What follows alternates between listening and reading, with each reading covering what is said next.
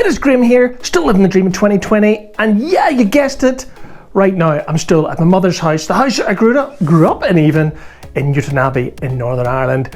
And today I want to do just a very short, quick video. I'm going to take you in to the capital city of Northern Ireland, Belfast, and show you a little bit of what Fiona and I did today, which is day 4, I think, of our road trip to Ireland during coronavirus. I'm going to say enjoy. I'm not sure how good this one's going to be. It's a short one. Let's go for it.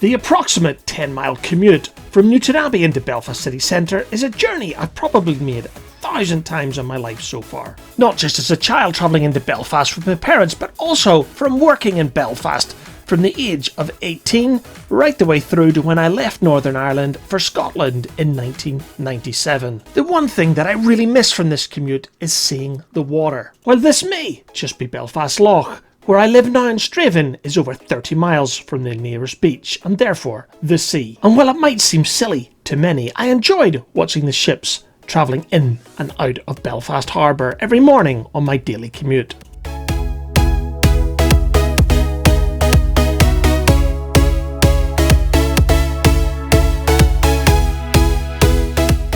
Exiting the M2 here at York Street reminds me that I've been away from Belfast for a very long time. Even Fiona commented on the new buildings that have been erected in a near constant basis over the last couple of years. I'm certainly not criticising the city planners because I'm a child of this city and it's wonderful to see Belfast mature over the last couple of decades that I've been away. This city has had more than its fair share of problems over the last 30 years, and all of this new glass and steel just demonstrates what is possible as part of the peace process and the economic investment that followed very soon after. When I did this commute back in the 80s and 90s, the social housing project that you see on the right used to be an army fortress. The high walls, the barbed wire and the fences replaced by housing for the next generation.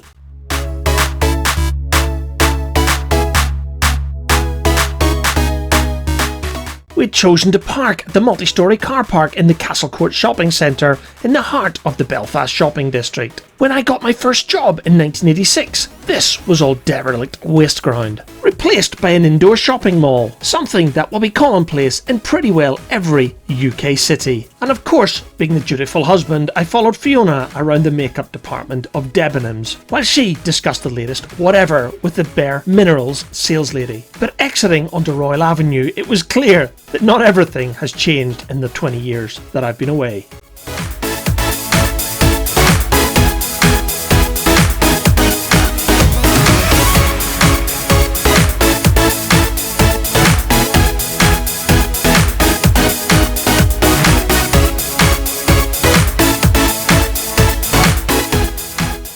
Situated right at the end of Royal Avenue at the junction of Chichester Street is the magnificent building that is Belfast City Hall, the home of local democracy in this city. For those visiting Belfast, tours are available. If you're looking to get married or have a civil ceremony, in my opinion, there is nowhere better in Belfast than the City Hall.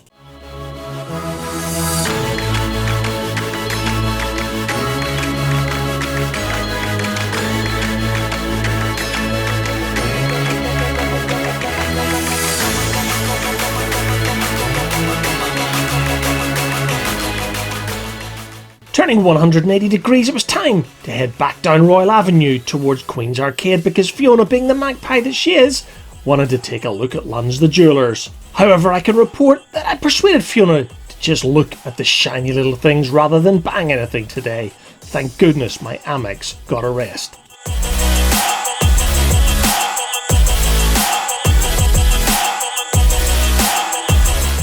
And finally, we took a walk through Corn Market towards Victoria Square, a shopping centre that didn't exist when I lived in this city. This mecca to fancy shops and posh brands replaced an old government building that I think was called Churchill House, a 1960s tower block design that I visited many times as a young computer sales guy. Fiona and I were heading for the observation dome, which unfortunately was closed, yet another casualty to coronavirus. So this is where I'm going to bring this episode of our road trip to Northern Ireland to a close and show you several photographs that I took at the Victoria Square Dome back in May 2015, followed by some stock images that I managed to find on Google. Unfortunately, I do fear that 2020 is going to be remembered by one thing, and that is the coronavirus. And while the wearing of masks or face coverings were not compulsory in indoor shopping centres here in Northern Ireland, a one-way system was in operation, allowing Fiona and I to safely exit Victoria Square in the direction of Cornmarket and the Northern Wig, where we would have a fantastic lunch with our great friends Stephen and Kathy. Thanks for watching, and don't forget to hit that subscribe button if you want to follow Fiona and I on our future adventures here on Living the Dream.